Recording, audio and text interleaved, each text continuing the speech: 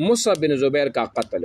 اب مصعب بن زبیر کا قتل یہ ابھی ہے کہ اس کو کیسے قتل کیا گیا تھا اور عبد الملک بن مروان نے کیا چال جو ہے نا وہ چلائی تھی۔ تو عبد الملک اپنی مکمل تیاریوں کے بعد شام سے عراق کی جانب فوج لے کر چلا۔ عبد الملک دمشق سے اس وقت روانہ ہوا جب اس کے پاس رؤسائے کوفہ کے بہت خطوط پہنچ چکے تھے کہ آپ کو فوراً عراق پر حملہ آور ہونا چاہیے۔ عبد الملک کی مشیروں نے روانگی کے وقت اس کو روکا کہ کہیں اہل عراق اور اہل کوفہ کے یہ خطوط اس قسم کے نہ ہو جیسے انہوں نے حسین کو لکھے تھے۔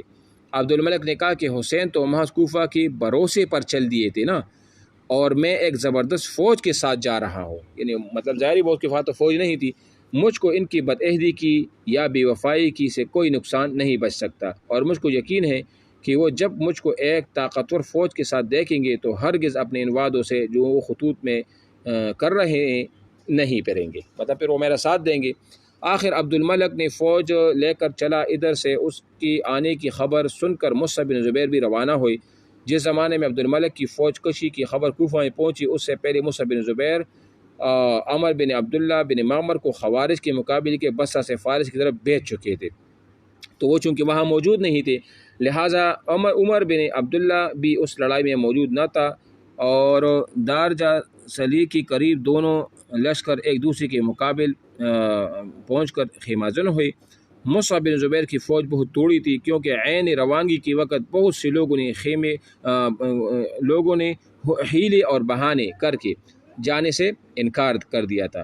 جو لوگ میدان میں ساتھ آئے تھے ان میں سے زیادہ حصہ دشمن سے ملا ہوا تھا، اس بات کا منتظر تھا کہ لڑائی شروع ہو تو دشمن سے جا ملے۔ عرض لڑائی شروع ہوئی تو عبد الملک نے پوری طاقت سے اول اسی حصہ فوج پر حملہ کیا جو ابراہیم بن مالک کی ماتحتی میں تھی، کیونکہ اس کو ابراہیم بن مالک کی طرف سے بہت خوف تھا۔ یہ حملہ عبد الملک کی بھائی محمد بن مروان نے کیا تھا۔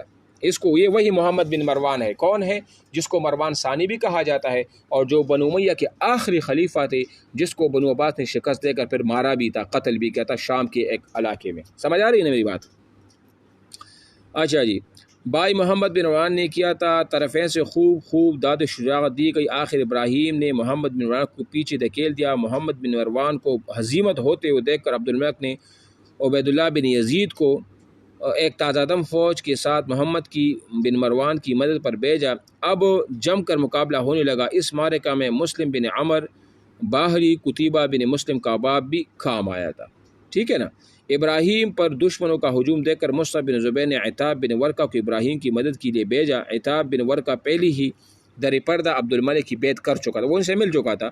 وہ قرارداد کے موافق فوراً میدان سے فرار ہو گیا، اور ابراہیم دشمنوں کے نرغے میں گر کی بڑی بہادری سے لڑتا ہوا مارا گیا۔ ابراہیم بن مالک کے بارے میں مارے جاتے ہی عبد الملک اور اہل شام کا دل بڑھ گیا، اور ان کی اپنی فتح کا کامل یقین وہ ہو گیا۔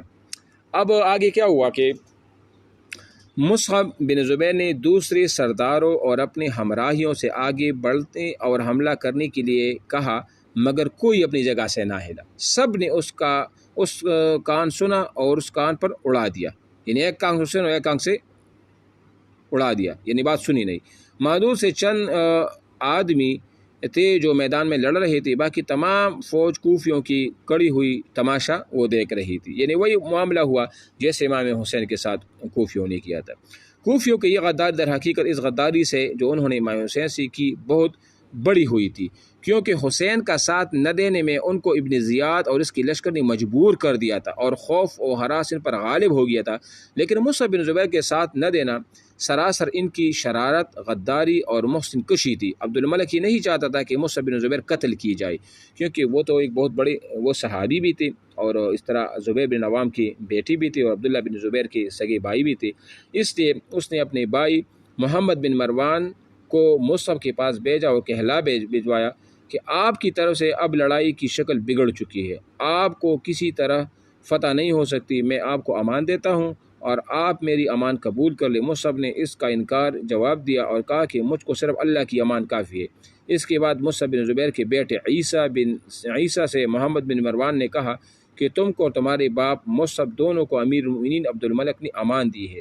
عیسیٰ نے یہ سن کر باپ سے آ کر کہا۔ مصعب نے کہا، ہاں، یا تو مجھ کو یقین ہے کہ اہل شام تمہارے ساتھ وعدہ پورا کریں گے، اگر تمہارا جی چاہے تو تم ان کی امان میں چلے جاؤ۔ عیسیٰ نے کہا کہ میں قریش کی عورتوں کو یہ کہنے کا موقع ہرگز نہ دوں گا کہ عیسیٰ اپنی جان بچانے کے لیے باپ سے جدا ہو گیا۔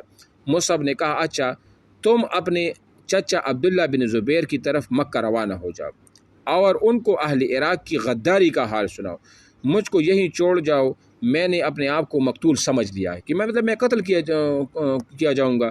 عیسیٰ نے کہا جو اس کا بیٹا تھا کہ میں یہ خبر جا کر نہ سناؤں گا، مناسب یہ ہے کہ آپ اس میدان جنگ سے واپس چلے اور سیدھی بصرہ پہنچے، وہاں کے لوگ آپ سے بہت خوش ہیں اور آپ کی ہر طرح مطیع ہیں، یعنی فرمانبردار ہیں۔ بصرہ پہنچ کر کچھ تدارک کیا جا سکے گا، پھر مکہ کی طرف چلیے، اس کے بعد آپ مکہ کی طرف چلے جائے۔ لیکن مصعب نے صاحبزادے یہ ممکن نہیں ہے، صاحبزادے سے اپنے بیٹے سے کہا کیونکہ تمام قریش میرے میدان میں بھاگنے کا چرچا ہو جائے گا، بہتر یہ ہے کہ تم ایک خیال کو چھوڑ کر اور دشمن پر حملہ کرو۔ عیسیٰ نے یہ سنتے ہی اپنے چند ہمراہیوں سے دشمن پر حملہ ہوا اور سینکڑوں کو خاک و خون میں لٹا کر مصعب بن زبیر کی آنکھوں کے سامنے خود بھی ہمیشہ کے لیے سو گیا، یعنی شہید ہو گیا۔ اس کے بعد عبد الملک آگے بڑھ کر آیا اور مصعب بن زبیر سے بڑی منت اور اصرار کے ساتھ کہا، اب پتہ ہے کیوں؟ ان کو پتہ تھا نا کہ عبداللہ بن زبیر بہت جلیل قدر صحابی تھے، اس طرح مصعب بن زبیر وہ بھی ایک بہت بڑے یعنی کہ علم اور شان کے مالک تھے۔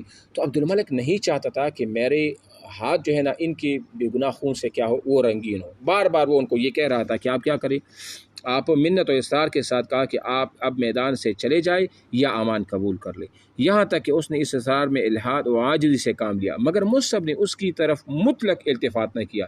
یہ وقت بھی عجیب و غریب وقت ہوگا کہ عبد الملک اپنی خفیہ تدابیر کے نتائج دیکھ کر خوش ہو رہا ہوگا۔ ٹھیک ہے، اچھا جی۔